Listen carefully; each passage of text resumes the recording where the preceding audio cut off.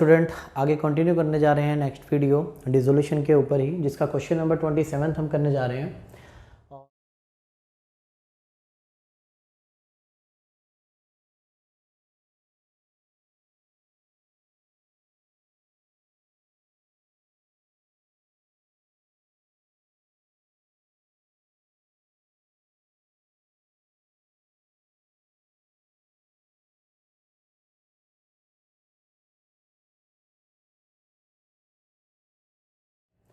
और ये जिसमें रियलाइजेशन, पार्टनर्स कैपिटल अकाउंट और कैशड बैंक हमें मेंटेन करना है।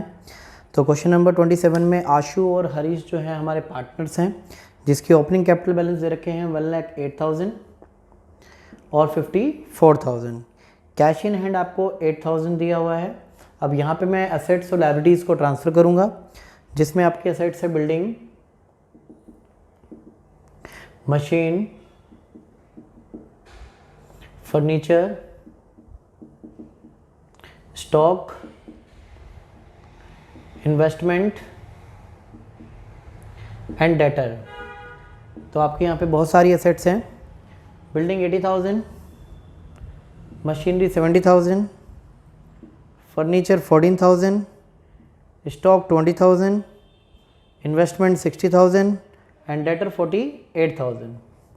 लायबिलिटीज़ की बात की जाए तो क्रेडिटर और बैंक ओवरड्राफ्ट, इसको मैं शॉर्ट फॉर्म में बैंक ओडी लिख रहा हूँ।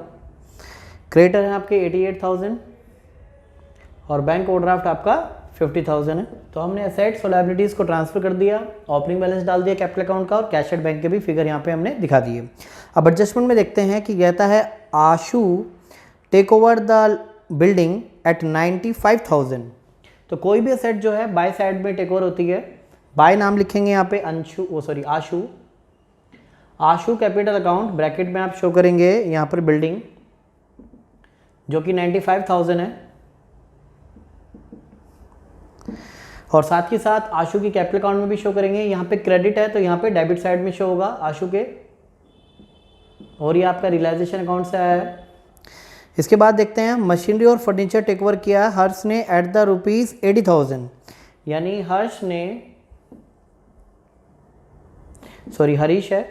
हरीश ने टेक ओवर की है यहाँ पे आपकी machinery and furniture, short form में लिख दिया मशीनरी एंड फर्नीचर। कितने रुपए में टेक ओवर किया है? 80,000 में। तो 80,000 में आपने यहाँ पे टेक ओवर कर दिया। तो कोई भी एसेट टेक ओवर होती है तो बाई साइड में टेक ओवर होती है, इस चीज़ का ध्यान रहे। इसके बाद आशु ने क्रेडिटर भी पे किए हैं, और तो लिखा है आशु एग्री टू पे क्रेडिटर। तो यहाँ पे आशु कैपिटल लिखेंगे, आशु कैपिटल अकाउंट। तो इन्होंने जो है क्रेडिटर पे किए, तो क्रेडिटर कितने हैं आपके 80। जो वैल्यूज नहीं लिखी है तो एज इट इज़ आप बुक वैल्यू को ही यहाँ पे शो करेंगे। 88,000 में इसने टेक ओवर किए हैं। Harish agree to take over meet the bank overdraft. Harish ने जो है बैंक ओवरड्राफ्ट को टेक ओवर किया है to Harish capital account. Amount given नहीं है तो यही 50,000 एज इट इज यहाँ पे शो करेंगे। बैंक ओडी यानी बैंक ओवरड्राफ्ट हरीश में यहाँ पे ट्रांसफर करेंगे 80,000। दोनों क्रेडिट है तो दोनों के डेबिट में, और दोनों डेबिट है तो दोनों के क्रेडिट में। एक अकाउंट से दूसरे अकाउंट में जो है वो रेसिप्रोकल जाता है, यानी उल्टा जाता है। बाय किस अकाउंट से आया है? रियलाइजेशन अकाउंट से। नाम को मेंशन करें। इसके बाद बात करें कि स्टॉक और जो इन्वेस्टमेंट है, यानी स्टॉक और इन्वेस्टमेंट दोनों कितनी बनती है? 80,000। तो यहाँ पे देखते हैं स्टॉक और इन्वेस्टमेंट की बात देखते हैं। स्टॉक एंड इन्वेस्टमेंट दोनों ही कहता है टेक ओवर किए हैं बोथ पार्टनर ने अपनी प्रॉफिट शेयरिंग रेशो में, यानी कि आशु और हरीश जो पार्टनर्स हैं इसने इनको टेक ओवर किया है 3:2 की रेशो में। तो उसको डिवाइड कर देते हैं।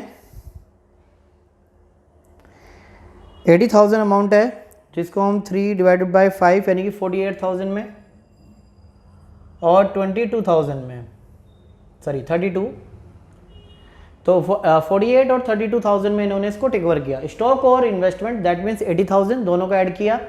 स्टॉक और इन्वेस्टमेंट दोनों मिला के 80,000 है, और दोनों पार्टनर्स ने इसको अपनी प्रॉफिट शेयरिंग रेशो में टेक ओवर कर लिया है। तो कोई भी पार्टनर टेक ओवर करता है तो यहाँ पे शो करते हैं बाय आशु कैपिटल, और ब्रैकेट में शो करेंगे stock and investment by Harish capital account, जिसमें स्टॉक एंड इन्वेस्टमेंट को शो किया गया है 48,000 एंड 32,000।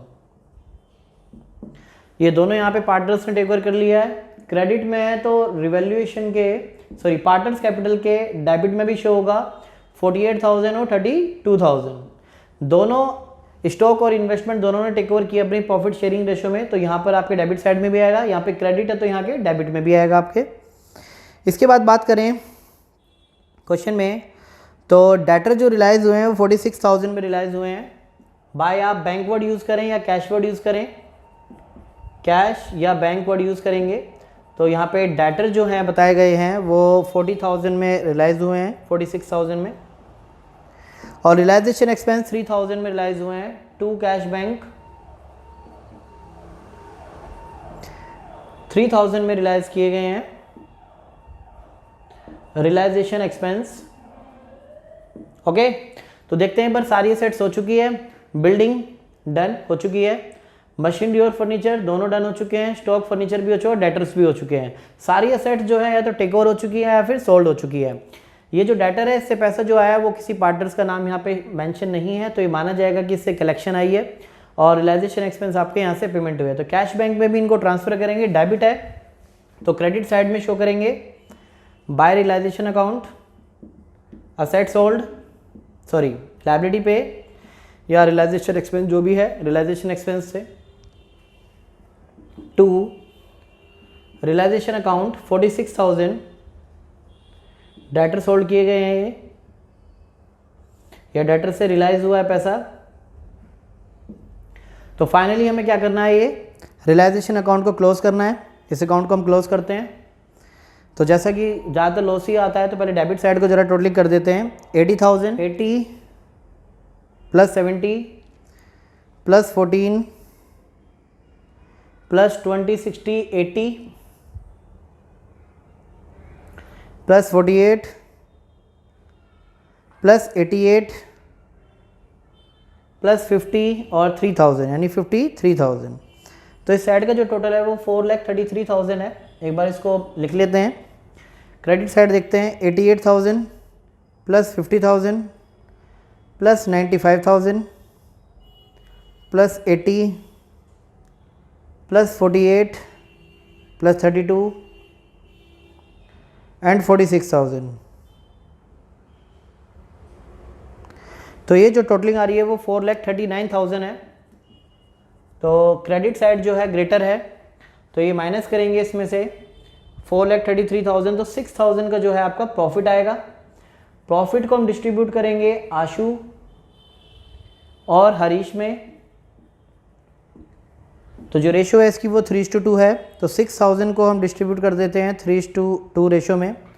3,600 और 2,400 प्रॉफिट डेबिट में है तो क्रेडिट में आएगा बाय रियलाइजेशन अकाउंट। ब्रैकेट में आप शो करेंगे प्रॉफिट, तो प्रॉफिट है इसका 3,600 और आपका 2,400। टोटलिंग कर लेते हैं, फाइनल अमाउंट इनको पे करेंगे हम 1,08,000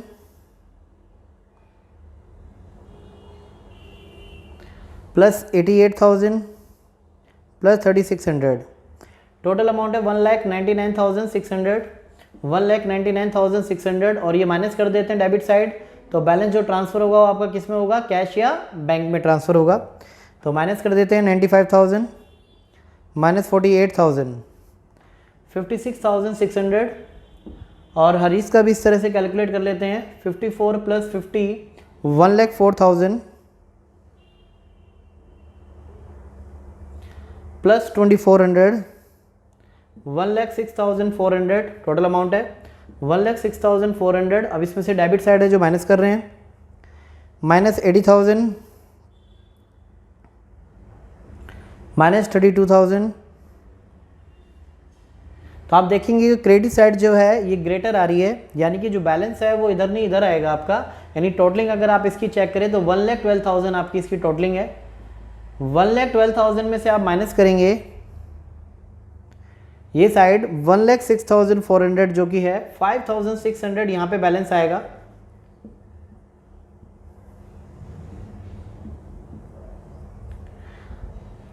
आप देखेंगे डेबिट साइड जो है ग्रेटर है तो बैलेंस आपका क्रेडिट साइड में आ रहा है, तो यहाँ पे भी अगर आप बैलेंस शो करेंगे तो कैश या बैंक से ही डालेंगे, यानी इतने पैसे ये ब्रिंग करेंगे, यानी लेके आएंगे, और ये इतने पैसे क्या करेगा आशु, विड्रॉ करेगा।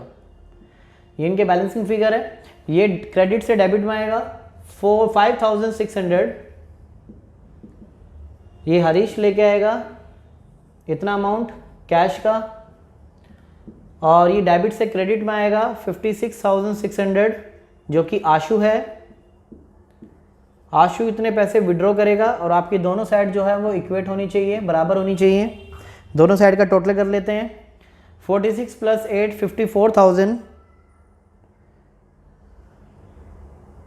प्लस 5600 तो 59,600 आपका अमाउंट है, और इसका भी टोटल करते हैं तो 59,600 आपका अमाउंट आ जाता है। तो इस तरह से देखा जाए तो हमारा क्वेश्चन ओवर हो चुका है, पूरा हो चुका है। एक बार मैं क्वेश्चन को फिर दोबारा डिक्टेट करवा देता हूँ। सबसे पहले हमने ओपनिंग बैलेंस डाले, राइट। इसके बाद हमने कैश बैंक का भी बैलेंस डाला। इसके बाद सारी एसेट्स हमने यहाँ पे फिल की और लायबिलिटी को भी ट्रांसफ़र किया।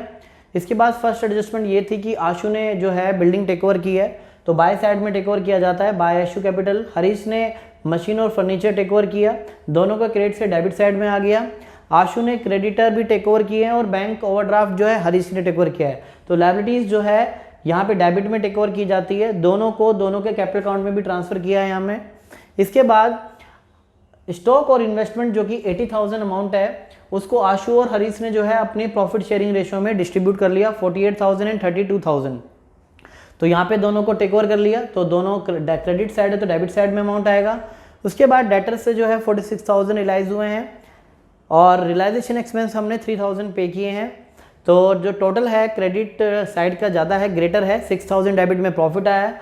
प्रॉफिट हरीश और आशु की प्रॉफिट शेयरिंग रेशो में, दैट मीन्स 3:2 रेशो में डिस्ट्रीब्यूट कर दिया है। प्रॉफिट्स यहाँ पे क्रेडिट में आ गए, डेबिट से क्रेडिट में, और आशु का जो है बैलेंस आ रहा है 56,600, बट हरीश जो है इतना पैसा लेके आएंगे, ब्रिंग करेंगे 5,600। ये अमाउंट क्रेडिट से डेबिट साइड में आ गया, आशु का डेबिट से क्रेडिट साइड में आएगा, और कैशड बैंक अकाउंट आपके मैच हो गए। ये बैलेंस जो थे कैश बैंक वाले वो कैश बैंक में डाला, डेबिट वाला क्रेडिट में, राइट, और क्रेडिट वाला जो है अमाउंट डेबिट में आया, और दोनों जो है आपके मैच हो गए इस तरह से। ठीक है, तो एक और क्वेश्चन करते हैं इसी तरह का।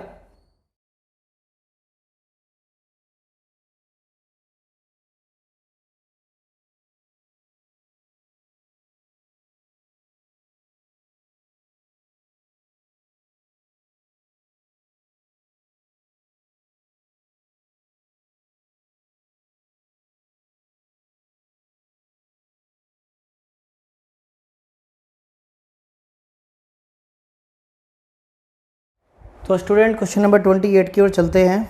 अच्छा क्वेश्चन है, इसमें एक दो एंट्रीज अच्छी हैं। तो कैश अकाउंट जो है आपका बैलेंस दिया हुआ है 3,700, और पार्टनर कैपिटल अकाउंट के अगर बैलेंस देखे जाएं तो आपके हैं 40,000, 25,000 और 15,000। रिज़र्व को डिस्ट्रीब्यूट किया जा रहा है बाय रिज़र्व, तो रिज़र्व आपका 12,000 है, और पार्टनर्स की जो रेशियो है क्वेश्चन में इक्वल दी हुई है, यानी ए बी सी जो पार्टनर्स है उनकी रेशियो है 1:1:1। यानी कि अगर मैं 12,000 को डिस्ट्रीब्यूट करता हूँ 1/3 में, तो 4,000, 4,000 और 4,000 आपका अमाउंट आता है। इसके बाद आप यहाँ पे असेट्स और लायबिलिटीज़ ट्रांसफ़र करेंगे। असेट्स में आपका stock, debtor, loan to A, investment, furniture और बिल्डिंग है। इसके बाद लायबिलिटी में देखा जाए तो क्रेडिटर आपके गिवन है 50,400, स्टॉक आपका 20,100, डेटर 62,600, लोन टू ए आपका 10,000, इन्वेस्टमेंट आपका 16,000, फर्नीचर 6,500 और बिल्डिंग इज़ 23,500।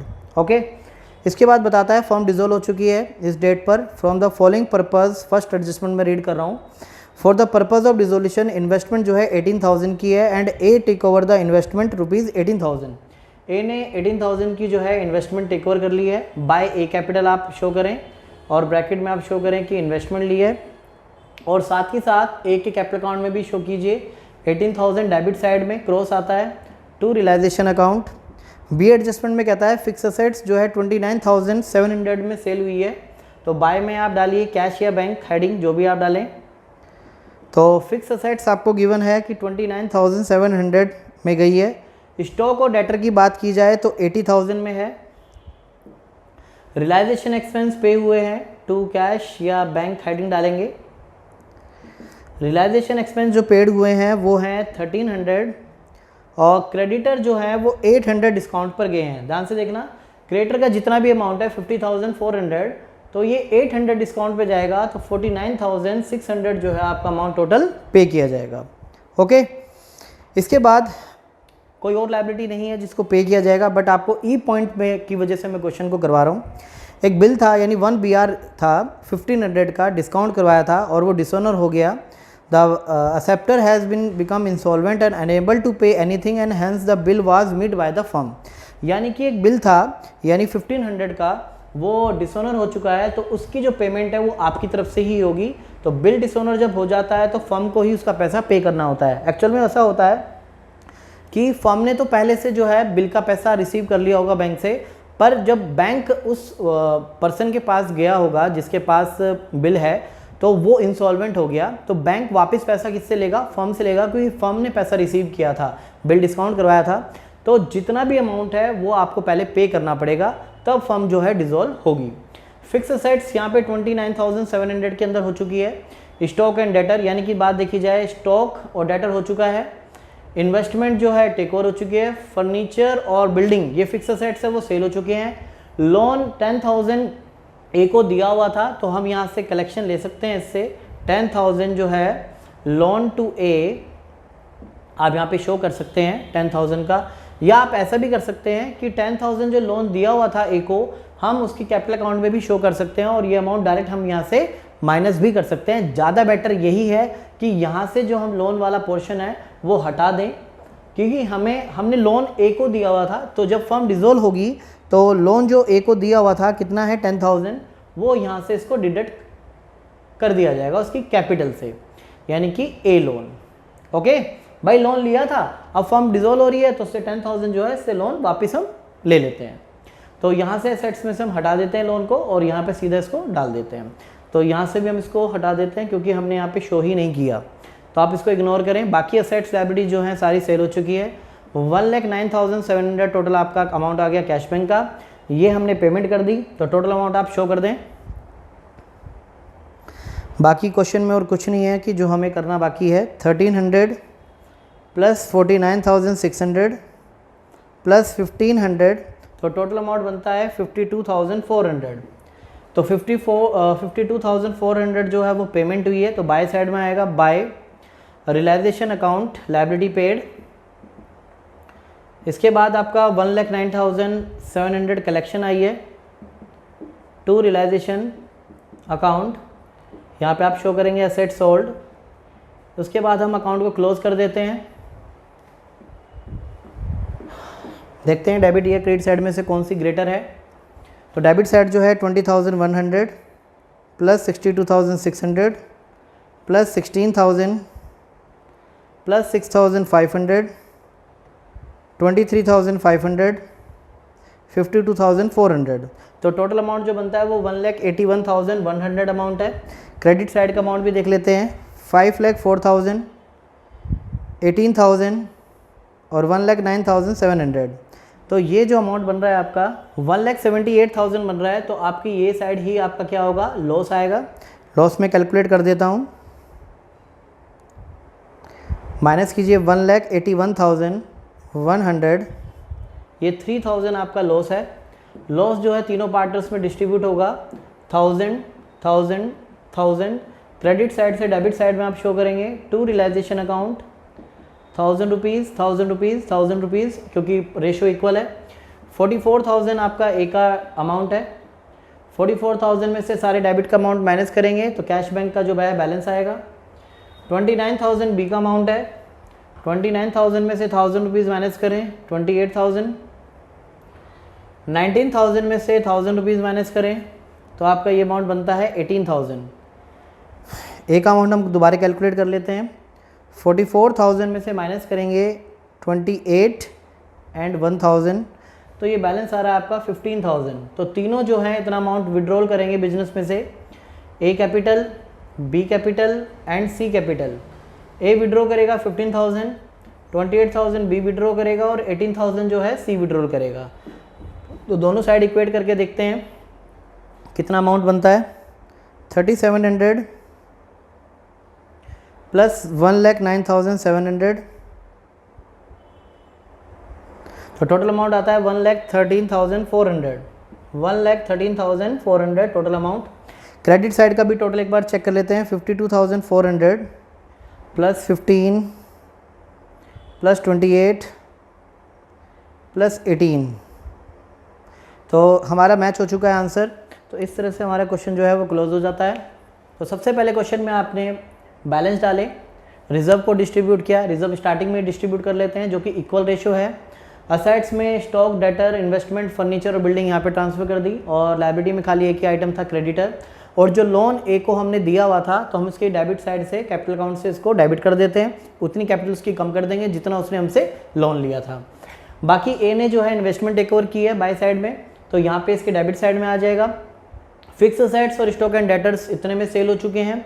और बात की जाए रियलाइजेशन एक्सपेंस 1300, क्रेडिटर 800 डिस्काउंट पे किया है, तो 50,400 से 800 आप माइनस कर दें तो 49,600 पे हुए हैं। और एक बिल था जो कि डिसऑनर हो चुका है, तो फर्म को ही पे करना पड़ता है उसका अमाउंट, और उस पर्सन से कुछ भी कलेक्शन नहीं मिली है क्योंकि वो पर्सन इंसॉल्वेंट हो चुका है। तो 1500 जो है हमें अपने पास से पेमेंट करनी होगी। टोटल पेमेंट गई है 52,400, तो कैशियर बैंक से हमने पे कर दिया।